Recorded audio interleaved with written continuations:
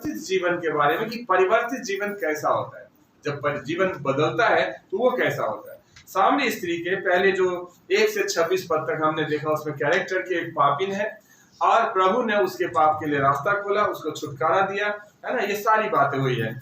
और 26 पद में देखेंगे तो लिखा है, जब वो बात कर ही रहे थे तो लिखा है, इतने में चेले आ गए और अचंभा करके कहने लगे कि वह स्त्री से बातें क्यों करता है। और तब स्त्री, यहाँ लिखा है कि किस लिए उससे बातें करता है। तब स्त्री अपना घड़ा छोड़कर नगर में चली गई और लोगों से कहने लगी, आओ एक मनुष्य को देखो जिसने सब कुछ जो मैंने किया था मुझे बता दिया। कहीं यही तो मसीह नहीं है? हालेलुया। कहीं यही तो मसीह, मतलब मसीहा का इंतजार सबको है। अब शक पर आ गया है। लास्ट में देखेंगे तो वो शक जो है विश्वास में बदल गया है, लेकिन अभी विश्वास है कहीं यही तो मसीह नहीं है। सो एक ऐसा जीवन जो परिवर्तित है। अभी तक वो यीशु को नहीं जानती थी, इसलिए उसके जीवन में पता था आराधना क्या होता है, उसको पता था कि परमेश्वर की आराधना कहाँ करना चाहिए, लेकिन इस सब के बावजूद उसका जीवन पाप में डूबा हुआ। बहुत सारे अलग अलग पुरुषों के साथ उसका संबंध है, जो पाप भरी उसका जीवन है। लेकिन जब उसने परमेश्वर को जाना, प्रभु यीशु मसीह को जाना, तो उन सब चीजों से वो मन फिरा लिया। उस परिवर्तित जीवन का यहाँ पर जिक्र करें। एक ऐसी स्त्री जो पाप में है, लेकिन जब यीशु के साथ उसकी संगति हुआ तो उसका पूरा जीवन चेंज हो गया, पूरा जीवन बदल गया, है ना। और जब जीवन बदलता है तो 3 तरह के स्वभाव उसके अंदर इस खंड के अनुसार उत्पन्न होता है। 3 तरह के स्वभाव। पहला स्वभाव जो है वो ये है कि वो परमेश्वर के लोगों को परमेश्वर का वचन सुनाने के लिए तत्पर रहता है। लोगों को परमेश्वर का वचन सुनाने के लिए तत्पर रहता है, क्योंकि एक खुशखबरी है। ये खुशखबरी है कि जिन पापों के लिए, जिन गुनाहों के लिए, जिन परेशानियों के लिए हमने इतना संघर्ष किया और कोई छुटकारा नहीं मिला, वो यीशु के मात्र, उसके पास आने मात्र से, उस पर विश्वास करने मात्र से ही हमारा छुटकारा होता है। अभी आपने गवाही सुना, अलग अलग गवाही सुना है और देखा है कि कैसे परमेश्वर ने अद्भुत रीति से सबके जीवन में काम किया है और करता है, और कुछ भी खर्चा नहीं होता, सिर्फ हमें विश्वास करना होता है। जबकि अगर आप संसार में जाओ अपने परेशानियों का हल ढूंढने, तो पैसे भी लगते हैं, समय भी लगता है, भागना भी बहुत इधर उधर पड़ता है, तो अभी सॉल्यूशन नहीं निकल के आता। और अभी आपने कई सारे गवाही सुना, है ना, मशीन में आग लग गई, करंट लग गई, बंदा चाहे तो जान जा सकता है, खींच सकता है, लेकिन परमेश्वर ने ऐसे पोजीशन में बचा दिया। और भी बहुत बड़े बड़े गवाहियां हमने सुना है, ब्लड कैंसर ऐसे बीमारी से परमेश्वर ने चंगा किया है। इतने बड़े बड़े काम जहां डॉक्टर कंफ्यूज हो जाते हैं, जहां सोचने वाले की शक्ति कंफ्यूज हो जाते हैं, वहां परमेश्वर आसानी तरीके से हमारे लिए रास्ता बिल्कुल आसानी तरीके। और वो परमेश्वर जब हमारे जीवन में आता है तो हमारे अंदर एक खुशी होता है, और यही खुशखबरी हम सबको बताना शुरू करते हैं कि देखो परमेश्वर ने मेरे जीवन में क्या क्या काम किया। दूसरी बात है कि जब हमारा जीवन परिवर्तित होता है तो हम बोना और काटना सीख जाते हैं। लोगों को प्रभु के बारे में बताना सीख जाते हैं बिना डर के, क्योंकि वो खुशी हमें बर्दाश्त नहीं होता बिना बताए हुए। और फिर जब जीवन हमारा प्रभु बढ़ने लग जाता है तो हमारा जीवन एक फलवंत जीवन होना शुरू हो जाता है, फलवंत जीवन होना शुरू हो जाता है। 27, 28, 29, 30 में जो हमने पढ़ा है वहां यही कि उस स्त्री ने कुएं पे किस लिए आई थी? पानी भरने आई थी। वो स्त्री पानी भरने आई, पानी भर के जाती, लेकिन जब यीशु के साथ उसकी बातचीत हुआ, उसको समझ में आया कि मेरा जीवन पाप में है, उसे समझ में आया कि मेरा जीवन बदल गया है, परिवर्तित हुआ है, तो घड़ा को वहीं छोड़ दिया। पानी भरने के लिए जो बर्तन लाई थी उस बर्तन को वहीं छोड़ दिया, साथ लेके नहीं गई और चली गई लोगों को बताने के लिए। कहीं यही तो मसीह नहीं है? सवाल यह है कि अगर जाती थी तो घड़ा भी लेके जा सकती थी ना, लेकिन मुझे लगता वो ये सोचती थी कि कहीं ये डिस्टर्ब ना करे रास्ते में, कहाँ रखूंगी इसे, कहाँ ले जाऊंगी इसे, इसलिए घड़ा को वहीं छोड़ी और भागी गांव में लोगों को समाचार देने के लिए कि मुझे मसीहा मिल गया है। हालेलुया। मुझे कौन मिल गया है? एक भजन भी हम लोग गाते हैं ना, घरा छोड़, घरा पाप का छोड़ दिया, मटके को वो छोड़ के गई। बहुत बड़ी बात है। प्रभु जब हमारे जीवन में आता है, हमें जीवन में बहुत कुछ छोड़ना पड़ता है, तब हम उस परमेश्वर को पा सकते हैं। ऐसे करके जंप कराए कभी, ऐसे कूदते, ऐसे कूदते टाइम ऊपर की तरफ जब कूदते हैं ना, और पैर में कोई रस्सी बांध दे तो कूद पाएंगे? ऊपर नहीं कूद पाएंगे। संसारिकता जब तक पैर में फंसा रहेगा ना, आप आत्मिक जीवन में कभी आगे नहीं बढ़ सकते। हालेलुया। इसलिए संसारिकता से छूटोगे तभी आत्मिक रूप से आप ऊपर बढ़ सकते हैं। इस स्त्री ने छोड़ दिया। ऐसे बहुत सारे। पतरस कहता है, हे प्रभु, हम तो सब कुछ छोड़कर तेरे पीछे हो लिए हैं। सब कुछ छोड़ दिया। भारी मछली था, जाल था, अच्छी बिजनेस थी, लोग थे, दोस्त थे, लेकिन सब कुछ छोड़कर यीशु के पीछे चल दिया। एक अंधा भीख मांग रहा था। जब यीशु वहां से गुजरा और पूछा क्या हो रहा है, तो बोला कि यीशु नासरी जा रहा है। वो जोर जोर से चिल्लाया, हे यीशु दाऊद की संतान, मुझ पर दया कर। हे यीशु दाऊद की संतान, मुझ पर दया कर। चिल्ला रहा था। लोगों ने रोका लेकिन नहीं माना। और लिखा है भीख मांगने वाला कटोरा था, वो छोड़ दिया, ऊपर से ड्रेस था, वो छोड़ दिया। उसको एक ही चीज है, मुझे ये मौका नहीं गंवाने। अगर यीशु आज चला गया तो मेरे लिए सबसे बड़ा दुर्भाग्य होगा। इसलिए मेरे लिए सबसे ज्यादा जरूरी है कि आज हर हालत में अपनी आवाज को, अपनी प्रार्थना को अपने प्रभु तक पहुंचाना है। और लोगों की नहीं सुना, भीड़ की नहीं सुना, परेशानी को नहीं देखा, जोर से चिल्लाया, इतनी जोर से चिल्लाया कि भीड़ के आवाज के ऊपर से आवाज होते हुए यीशु के पास पहुंच गया और यीशु रुक गए। यीशु क्या हो गए? वहां रुक गए।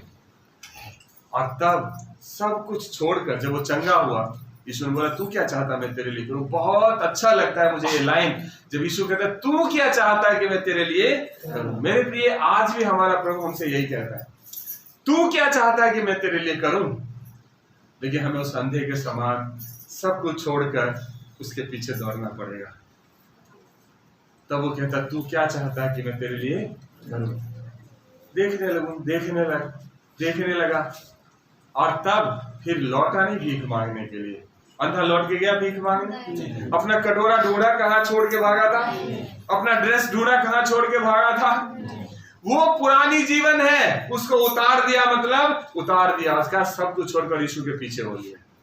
मेरे प्रिय, सवाल मेरा ये है हम सबसे, जब प्रभु हमारे जीवन में काम करता है, जब हमारे जीवन से प्रभु उस पुराने विचारों को दूर करता है, पुराने सोच को दूर करता है, पुराने व्यवहार को दूर करता है, हमारे जीवन में नयापन आता है, तो क्या हम उस पुराने जीवन को छोड़कर प्रभु के पीछे चलने को तैयार हैं? या समय ढूंढ कर इजरायलियों के समान कहते हैं कि वो मिस्र देश की ककड़ी और वो मटन याद आता है, आटी का लेग पीस याद आने लग जाता है। इजरायली का नतीजा हम लोग जानते हैं। मेरे प्रिय, ऐसा नहीं होना चाहिए। जब प्रभु ने हमें बुलाया है, चुना है, तो जैसे ये स्त्री घड़ा छोड़ करके भागी सुसमाचार देने, हमें भी वो खुशखबरी दूसरे तक लेकर के जाना चाहिए, दूसरे तक लेकर जाना चाहिए। और वो 29 पद में कहती है, आओ एक मनुष्य को देखो। इंग्लिश में वर्ड जो बहुत अच्छा यूज है, come and C a man, है ना? हिंदी में लिखा है, आओ एक मनुष्य को देखो। आओ और उसे देखो। उसने हमें सब कुछ बता दिया है।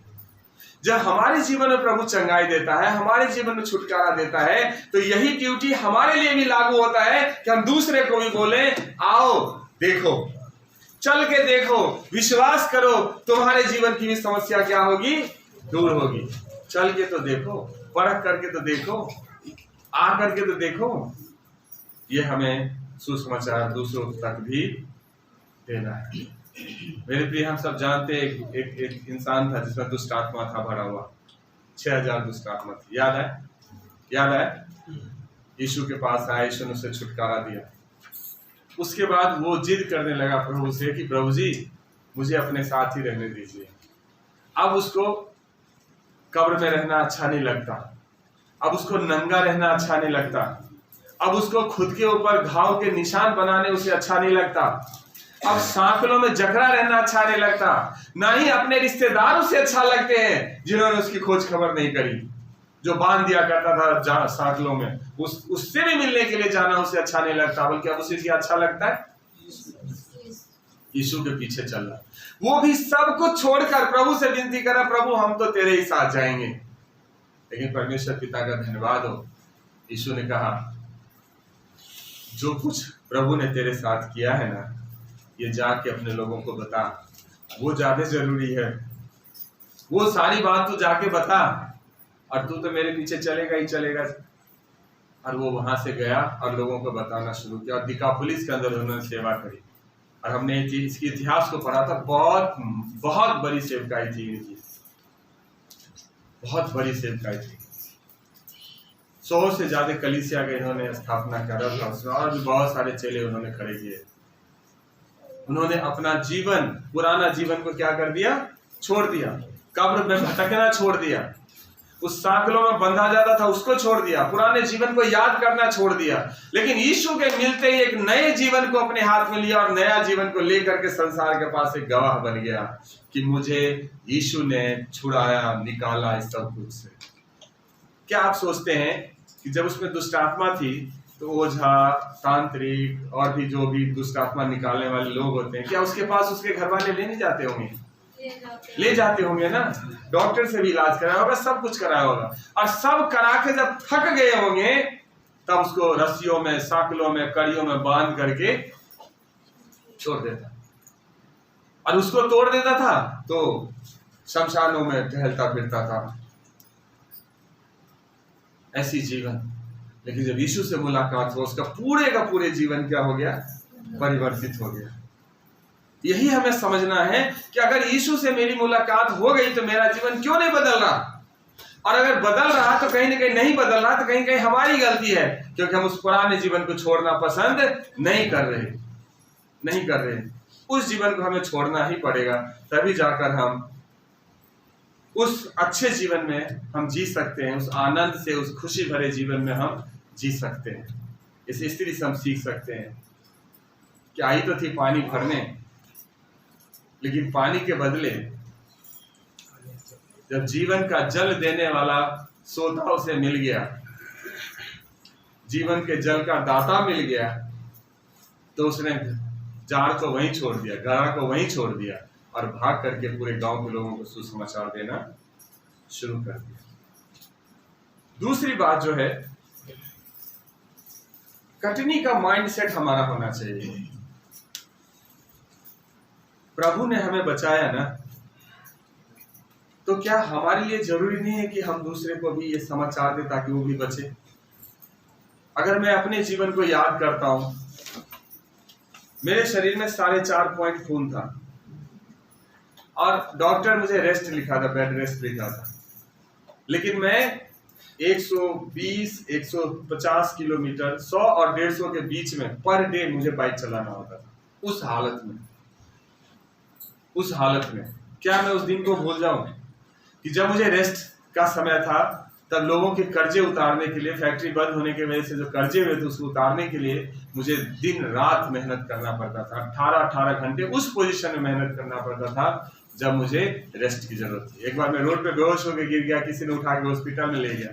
उन्होंने कहा कि अपने रिश्तेदार को बुला लो, तुझे 8 बॉटल खून की अभी तुरंत जरूरत पड़ेगी, क्योंकि तुम्हारे शरीर में खून है नहीं, डॉक्टर ने बोला। मैंने बोला मुझे यहाँ कौन लाया, मैं तो कहीं और था, मैं तो कहीं और जा रहा था, यहाँ कैसे आया? तो बोला कोई तुझे यहाँ छोड़ गया लावारिस समझ के, वो तो धर्मार्थ हॉस्पिटल है, इसलिए हम तुम्हारा इलाज कर रहे हैं, बुला लो घर वालों को। मैंने कहा जब मैं रोड पे नहीं मरा तो अब भी नहीं मरूंगा, और मैं मरने के लिए तो बहुत उस टाइम था ही तैयार कि मरूं। मैंने कहा कोई नहीं है मेरे रिश्तेदार वगैरह, कोई नहीं आएगा यहाँ पर, मुझे जाने दो। तो मैं जबरदस्ती वहां से निकल गया। उस डॉक्टर ने एक मेरे को इतनी बड़ी टैबलेट दिया, बोला टैबलेट जेब में रखो, जैसे चक्कर आने लगे तो टैबलेट खा लेना। मैंने कहा इससे क्या होगा? बोला इससे ये होगा कि तू अपने घर, बहुत रूड बोल रहा था, ऐसे जैसे हम बोल रहा हूँ ना ऐसे बात कर रहा था, तू उतारा करके। बोला इससे कम से कम ये होगा कि तू अपने घर चला जाएगा, क्योंकि रास्ते में अगर तू मर जाएगा तो मेरा हॉस्पिटल बदनाम हो जाएगा। उसने मुझे एक टैबलेट दी, मैंने काफी दिनों टैबलेट संभाल के भी रखा था, गवाही देता था, लोगों को टैबलेट दिखाता था, लेकिन टैबलेट ज्यादा दिन तो रहेगा नहीं, तो खराब हो गया। जब उस हालत में प्रभु मुझे नहीं छोड़ा, आज अगर मुझे कुछ है तो मैं उस पर घमंड क्यों करूं कि आज मेरे पास कुछ है। और जब मेरी जिंदगी की आगे की कहानी यीशु ने लिखा, तो ये जिंदगी का एक एक सांस किसका होगा? जिसने लिखा उसी का होगा ना। तो मुझे बनता फर्ज या नहीं बनता कि हम लोगों को उसकी गवाही दें? डराने वाले डराते रहेंगे, रोकने वाले रोकते रहेंगे, लेकिन हमारे पास तो सर्वशक्तिमान परमेश्वर है, हम ना डरने वाले ना ही हम रुकने वाले। प्रभु के नाम का करेंगे प्रचार, चाहे कुछ भी हो जाए। ये माइंडसेट बना के हमें चलना पड़ेगा, क्योंकि उस परमेश्वर ने मुझे बचाया है। और अगर उसने मुझे बचाया तो मैं कोशिश करूंगा, मेरे जैसे और भी बहुत सारे लोग होंगे जिसको हमें बचाना है। वहां तक कौन जाएगा? कौन जाएगा सुसमाचार लेके? कौन बताएगा उसे? हमें ही करना पड़ेगा ना, या कोई और जाएगा? प्रभु यीशु ने कहा कि पके खेत तो बहुत हैं, लेकिन मजदूर थोड़े हैं, इसलिए खेत के स्वामी से विनती करो कि और मजदूर भेज दे, और मजदूर भेज दे। परमेश्वर के राज्य की सेवका एक ऐसा राज्य है, आप कितना भी मेहनत कर लो, कोई कॉम्पिटिशन नहीं है। लोग फिर भी है सुसमाचार सुनाने के लिए बढ़ते चले जाए। हर जगह स्कार्सिटी आ जाता है, कभी ये डाउन हो गया, कभी ये अप हो गया, कभी ये हो गया, कभी ये हो गया, लेकिन ये एक ऐसा फील्ड है जहां पे आप परमेश्वर के वचन की सुसमाचार हर एक जन को बता सकते हैं, दे सकते हैं, क्योंकि ये परमेश्वर के राज्य की सेवकाई है। हमें ये माइंडसेट लेके चलना पड़ेगा। खेत बंद, मान लो आपके पास हजारों बीघे खेत हो और खेत में गेहूं बोने ना जाओ, कटनी के दिन क्या काटोगे? घास काटेंगे घास काटेंगे। तो आपसे अच्छा तो 1 बीघा वाला है जो कटनी ने कुछ तो काट के आनंद कर रहा है, और आपके पास हजारों बीघे खेत का करना क्या है जो आपने गेहूं नहीं बोया। आनंद किसका होगा? वो 1 बीघे वाले का, 1000 बीघे वाले का? 1 बीघे वाले का ना। हमारे पास तो पूरी दुनिया खेत के समान है, और वचन कहता है खेत पका हुआ है। हम सबको मेहनत करना है, प्रार्थना करना, प्रभु से बोलना है कि प्रभु मुझे भी तैयार कर और मजदूर को भी और भेज, ताकि लोग जो आज नाश हो रहे हैं, लोग जो प्रभु के वचन को बिना जाने हुए मर रहे हैं। वचन में लिखा है कि मेरे वचन का ज्ञान ना होने के वजह से प्रजा नाश हो रही है। आज ये हाल है। अविनाशी परमेश्वर को लोग नाशवान वस्तु में ढूंढते हैं। ये क्या वचन का ज्ञान है? सृष्टिकर्ता को सृष्टि में ढूंढते हैं, क्या ये वचन का ज्ञान है? जीवित ईश्वर को निर्जीव वस्तु में ढूंढते हैं, क्या ये वचन का ज्ञान है? ये परमेश्वर का ढूंढना है। कौन समझाएगा उन्हें? हमें ही जाना पड़ेगा, क्योंकि हमने उस अविनाशी अद्वैत परमेश्वर को जाना है, हमने उस सनातन जीवित परमेश्वर को जाना है। हमें जाना पड़ेगा और बताना पड़ेगा। और इसलिए हमें बोने में दुख हो सकता है, लेकिन काटने के दिन आनंद हो सकता है। काटने के दिन क्या हो सकता है? आनंद हो सकता है ना। जो लिखा है कि काटने वाला मजदूरी पाता और अनंत जीवन के लिए फल बटोरता है। काटने वाला मजदूरी पाता है और अनंत जीवन के लिए फल बटोरता है। कभी भी परमेश्वर, मुझे नहीं लगता आपसे ये पूछेगा, मुझे जहां तक लगता है, जहां तक मैं परमेश्वर के स्वभाव को जान चुका हूं या जानने की कोशिश कर रहा हूं, मुझे नहीं लगता कि प्रभु आपसे ये पूछेगा बेटा तुमने कितने प्लॉट बना लिए, तुमने कितने बच्चों को, बेटे बेटियों को पढ़ा लिखा के कहां तक पहुंचा दिया। मुझे नहीं लगता प्रभु ये पूछेगा। प्रभु ये जरूर पूछेगा कि तेरी आत्मा बचाई गई, तुमने कितने आत्मा को बचाया। तुम्हें किसी ने सुसमाचार सुनाया तो आज तू जीवित है, तो आज तू आशीषित है। तुमने कितनों को सुसमाचार सुनाया जिसके वजह से दूसरा आशीषित हो, दूसरे का जान बचाया जाए। सोचना घर पर कि आपके पास क्या जवाब है घर पर। और इतना ही नहीं, जब आप उस काम के लिए निकलेंगे तो प्रभु कहता है कि मैंने तुझे सांपों और बिच्छुओं को रौंदने और शत्रु के सारे सामर्थ के ऊपर अधिकार दिया है। हालेलुया। शत्रु के सारे सामर्थ के ऊपर अधिकार दिया है। जब मसीह में नहीं था तब सुनते थे कि दुष्ट आत्मा कोई निकालने के लिए गया तो निकालने वाले को पटक दिया दुष्ट आत्मा ने, किसी का कमर तोड़ दी थी, किसी का दुष्ट तोड़ दिया। शायद आप लोगों ने भी सुना होगा। मसीह से बाहर की बात करता हूं। आज मेरे को इतने साल हो गए दुष्ट आत्मा निकालते हुए, परमेश्वर का धन्यवाद हो। ये घमंड नहीं करता, और घमंड भी करता हूं तो यीशु की ताकत पे घमंड करता हूं, क्योंकि मैं अपने तरफ से तो कुछ करता नहीं। इसलिए मैं कह भी सकता हूं कि मुझे घमंड है अपने प्रभु यीशु मसीह पर, कि इतने सालों में एक भी दुष्ट आत्मा में इतनी सामर्थ्य नहीं पाई गई जो मुझे पटक दे, क्योंकि यीशु मेरे साथ रहता है ना, और यीशु के नाम से निकालते हैं ना। यीशु का नाम सुनते ही उसकी बोल बतिया सब क्या हो जाता है, बंद हो जाता है, क्योंकि प्रभु कहता है तेरे शत्रु के सारे सामर्थ के ऊपर मैं तुझे अधिकार देता हूं। और इसी अधिकार के तहत तो हमें कहता है कि जाओ जाओ और सुसमाचार सुनो। मेरे प्रिय, चर्च इसलिए नहीं होता आओ बैठो आओ बैठो आओ बैठो, इसके लिए चर्च नहीं होता। चर्च कहता है आओ बैठो सीखो अब जाओ। 3 स्टेप, आओ बैठो सीखो और अब जाओ। कहां? घर नहीं, दुनिया में उन लोगों के पास जो भूखे हैं प्यासे हैं सच्चे ईश्वर को ढूंढने के लिए, उनके पास जाओ और उन्हें सुसमाचार सुनाओ, ताकि वो आत्मा भी बचाए। चेले को प्रभु ने भेजा, 70 चेलों को 2-2 करके भेजा। चेले गए, बोला कि प्रभु ने बोला जाओ दूसरा वो करो, बीमारों को चंगा करो, ऐसे करके आदेश दे करके भेजा। चेले गए और आते टाइम बड़े खुश होकर के आया। बोला प्रभु कमाल हो गया। बोला क्या हो गया? बोला कि यार आप तो कहते कि बीमारों को चंगा करो, सुसमाचार सुनाओ, आपके नाम से तो दुष्ट आत्मा भी हमारे वश में है। ये तो पहली बार हुआ है। पुराने नियम में देख लो, कभी दुष्ट आत्मा वश में नहीं आया। चंगाई तो हुए, मुर्दे भी जिंदा हुए पुराने नियम में, लेकिन दुष्ट आत्मा किसी के कंट्रोल में नहीं आया। चेले कह रहे हैं आपके नाम सुनते ही दुष्ट आत्मा भी हमारे कंट्रोल। हम तो मिर्गी के लिए प्रार्थना करें, हम तो दुष्ट आत्मा को निकाले, बीमारों को हम चंगा करने के लिए प्रार्थना करे थे। बगल में दुष्ट आत्मा वाला था, वो दुष्ट आत्मा वाली चंगे हो रहे। प्रभु ने कहा, प्रभु को लगा कि इसको तो घमंड बढ़ता जा रहा। प्रभु ने कहा इस बात से आनंदित मत हो कि दुष्ट आत्मा तेरे वश में है। ध्यान से सुनिए, इस बात से आनंदित हो कि तेरा नाम जीवन के पुस्तक में लिखा हुआ है। हालेलुया। कहाँ नाम लिखा है? जीवन के पुस्तक में। जिस दिन आपने अपना मन फिराया, अपना जीवन प्रभु को दे दिया, प्रभु के राज्य के लिए जीवन समर्पित हो गया, उसी दिन आप स्वर्गीय राज्य के अधिकारी हो जाते, वारिस बन जाते, आपका वहां सुरक्षित हो जाता सब कुछ।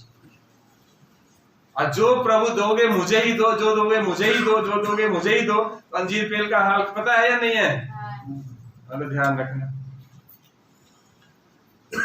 तीसरी और अंतिम बात जो हम लोग करेंगे, जीवन फलवंत होगा जब हम अपना जीवन प्रभु के सेवकाई के लिए हम समर्पित करते हैं। हमारा जीवन क्या होता है? फलवंत होता है। फ्रूटफुल हार्वेस्टर कह सकते हैं, अच्छा कटनी करने वाला, एक अच्छा आशीष पाने वाला हम बन सकते हैं। जो 39 से 42 पद तक में है, लिखा है कि उस नगर में बहुत सी सामरियों ने उस स्त्री के कहने से, जिसने यह गवाही दी थी कि उसने सब कुछ जो मैंने किया है मुझे बता दिया, विश्वास किया। उस स्त्री ने गवाही दिया अपना, उस स्त्री ने अपनी गवाही दिया। उस स्त्री का गवाही बिल्कुल क्लियर और बिल्कुल सॉलिड गवाही है। जो चर्च प्लांटिंग में सीखते हैं ना, मेरी गवाही परमेश्वर की गवाही, तो बिल्कुल सॉलिड गवाही है। क्या सॉलिड गवाही है? यीशु से जब मुलाकात नहीं हुई थी तो उसका जीवन कैसा था? क्लियर है। कई सारे पुरुषों के साथ संबंध थे और पुरुषों के संबंध की कोशिश करते थे। पाप में जीवन था, है ना। वचन को जानते हुए भी मन फिराने को तैयार नहीं था। ऐसे बहुत सारी बातें थी उसके जीवन में।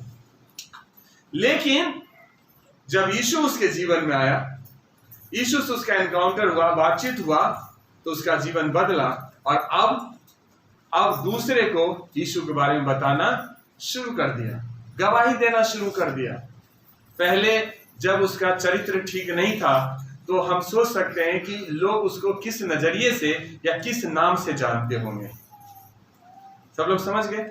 लेकिन अब जब यीशु के साथ उसका मुलाकात हुआ, अब उसका जीवन बदला। अब जब वो सुसमाचार प्रचारक बन गई है, अब लोगों को प्रभु के बारे में बताना शुरू कर दिया है, तो अब उसके लिए लोगों के अंदर इज्जत आ गया। हो सकता है उन्हें माँ कह के बुलाते हो, बहन कह के बुलाते हो, और भी अलग अलग नामों से, लेकिन बहुत ही आदर मान के साथ उसको देखना लोगों ने शुरू किया होगा। पिछले वाला जीवन तो रहा नहीं होगा, पिछले वाले तो बोलचाल रहा नहीं होगा, मतलब जो उसके देखने का नजरिया था। सो उसका जीवन कैसे परिवर्तित हुआ, बहुत स्पष्ट स्टोरी है जो उन्होंने बताया। और वचन में लिखा है बहुत सारे लोगों ने मन फिराया, बहुत सारे लोगों ने। यहां देखेंगे 3 तरीके से लोग मन फिरा करके आए। एक जो गवाही के द्वारा, दूसरा जो परमेश्वर के वचन के द्वारा, और तीसरा परमेश्वर के साथ संगति के द्वारा भी मन फिराया। सो मेरी गवाही, परमेश्वर की गवाही और परमेश्वर के वचन, ये 3 स्टेप है इस खंड के अनुसार, जिसके अनुसार से इंसान मन फिरा करके प्रभु के चरणों में आता है। और यहाँ लिखा है तब जब ये सामरी उसके पास आए और उससे विनती करने लगे कि हमारे यहाँ रह, हमारे यहाँ रह, सो वहां वो 2 दिन तक रहा। और वचन के कारण, यहाँ लिखा है उसके वचन के कारण और भी बहुतेरों ने विश्वास किया। उस स्त्री ने गवाही दी, बहुत सारे लोग आए। फिर यीशु वहां गए, 2 दिन रहे, वचन दिए, और भी बहुत सारे लोगों ने क्या किया, विश्वास किया। और जब लोगों ने संगति करी यीशु के साथ, तब बहुत ही अच्छा स्टेटमेंट है जो 42 पद में देखेंगे, वो लिखा है, ध्यान से सुनिएगा। अब हम तेरे कहने ही से विश्वास नहीं करते। हालेलुया। वो लोग जिसको सामरी स्त्री ने बुला के लाया था, वो क्या कह रहे हैं, अब हम सिर्फ तेरे कहने मात्र से विश्वास नहीं करते, क्योंकि हमने आप ही सुन लिया और जानते हैं कि यही सचमुच में जगत का उद्धार करता है। यही सचमुच में जगत का उद्धार करता है। शुरू में जब सामरी स्त्री प्रचार करने गई तो क्या बोली, देखो जो मैंने किया मुझे सब कुछ बता दिया है, कहीं यही तो मसीह नहीं है। लेकिन जब वचन को सीखा, संगति किया, तो अब क्या कह रहा है कि सचमुच में यही मसीहा है, यही उद्धार करता है, यही जगत का उद्धार करता है। ये जो चेंजिंग आया ना मेरे प्रिय, ये आया गवाही के द्वारा, ये आया वचन सुनने के द्वारा, ये आया प्रभु के साथ संगति करने के द्वारा। आप में से कोई ऐसा है जिनको किसी ने बताया नहीं, आपको सपने में प्रभु जी आकर के आपके कान में बोला, बेटा तुम्हारा जीवन ठीक नहीं है, तुम फलाने चर्च चले जाओ, फलाने प्रार्थना में चले जाओ, तुम ठीक हो जाओगे? किसी को सपने में प्रभु आके बताया? नहीं बताया। या किसी को प्रभु ने गोदी में उठा करके लेके आया हो चर्च में? किसी को गोदी में भी नहीं लेके आया। कैसे आए, कैसे जाना प्रभु के बारे में? किसी ने तो बताया ना। तब जब आपको बताया गया तब आप आए, आने के बाद आपने वचन सुना, आने के बाद आपने संगति करी, और जो शायद था कि चलो इतने जगह गए ठीक नहीं हुए, एक बार यहां भी चल के देख लेते हैं, क्या पता ठीक हो जाए, शायद में थे ना हम। लेकिन जब यहां आने लगे, संगति करने लगे, तो हमने चंगाई को प्राप्त करी, एक के बाद एक छुटकारा को प्राप्त किया, और तब हमारे अंदर ये विश्वास जागृत हुआ कि यही सचमुच में उद्धार करता प्रभु यीशु मसीह है। प्रेम से बोलिए यीशु महाराज जी की जय। और मेरे लिए जरूरी है हम दूसरों को गवाही दें, दूसरों को प्रभु के बारे में बताएं, वचन उन्हें सिखाएं, उनके साथ संगति करें, ताकि प्रभु का राज्य और भी तेजी से बढ़े, प्रभु का राज्य और भी तेजी से बढ़े। हमने 3 मेन बातों को यहाँ पर सीखा। जीवन जब परिवर्तित होता है तो संसार के बारे में